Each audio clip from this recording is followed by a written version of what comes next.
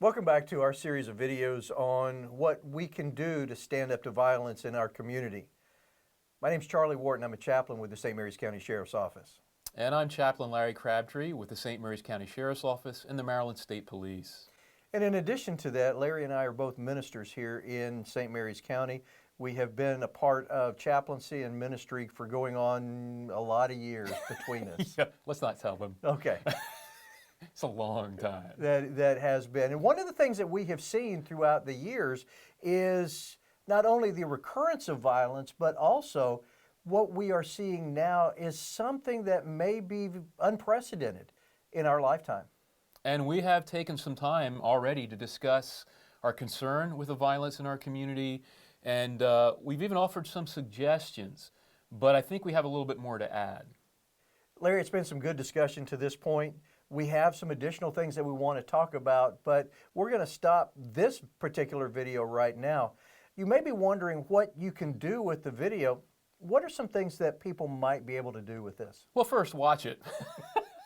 It's hard to sit down. Sometimes you just click things off. So first of all, look at it yourself, and we hope it gets your mind thinking. But why don't you get a group of people together and watch it together, and then begin to discuss some of these very topics that we're talking about.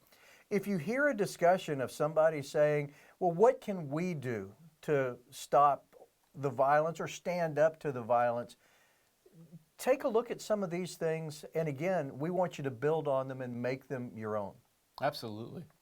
Well, Charlie, we've talked a lot now about what we need to say, the words that we speak that come from the scriptures, that come from our heart, the things that we tolerate or do not tolerate. But I think we need to go a step further than that. And that has to do, we back up those words with practical application, shall we say. In other words, there are things then that we should be doing. So what are some things you suggest that as we speak, that then we do? There are so many opportunities that are out there, and I'm just going to throw out a few of them, and whether you do these or you come up with the ones on your own, that's great. It's to do something, to invest back in the community. Maybe it's to volunteer at an after-school program to help at-risk adolescents.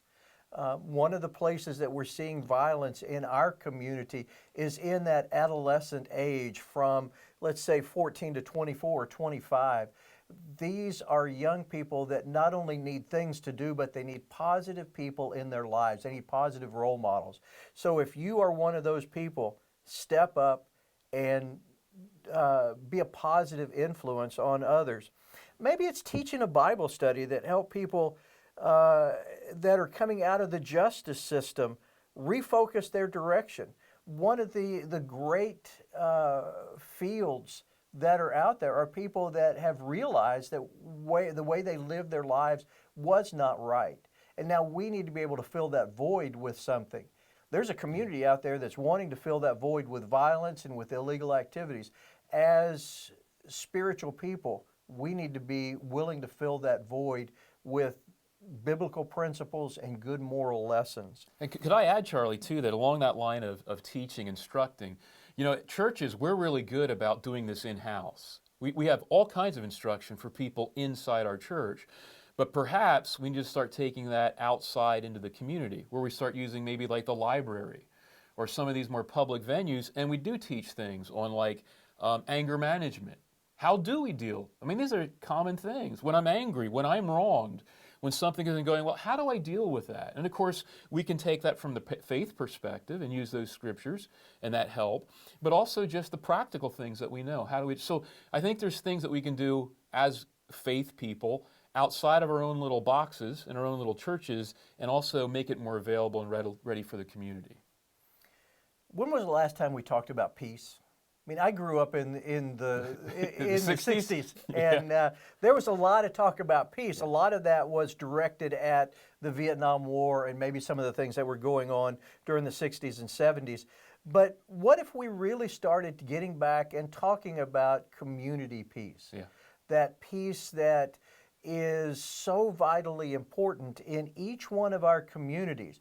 And maybe it's organizing a peace walk or planting a peace garden or putting up signs that say not in our community or whatever.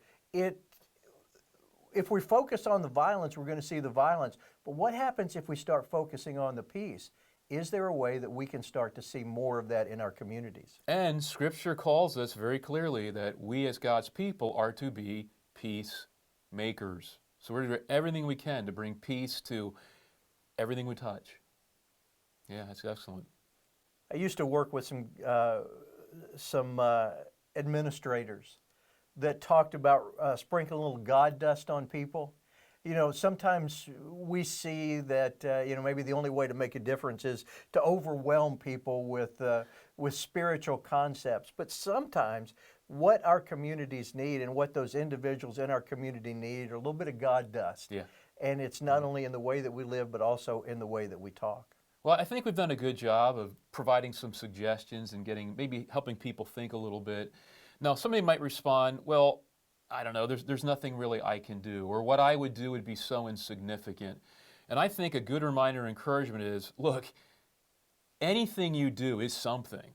We can all do something, and no one says you have to change a community. No one's asking you to change the world, but there is a little piece you can make a difference.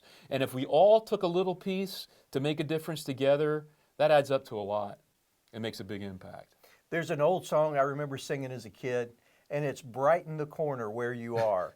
It's, we don't all have to be lighthouses. Sometimes being that little bit of a candlelight in the corner can help the community and help our families and help the people that we know turn that corner and help them walk towards the light. Well, Charlie, let's wrap this up. The vast majority of people here in St. Mary's County, and I think in any county, any nation, any place, I do think the vast majority are good people. They do live at peace, and they want peace.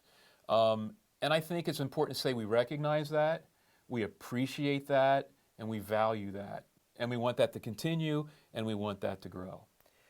We want to encourage you that if you can be a part of a system that makes a difference, be a part of that system. But even if you can't, even if you don't have those opportunities, do something that makes a difference with somebody important in your life.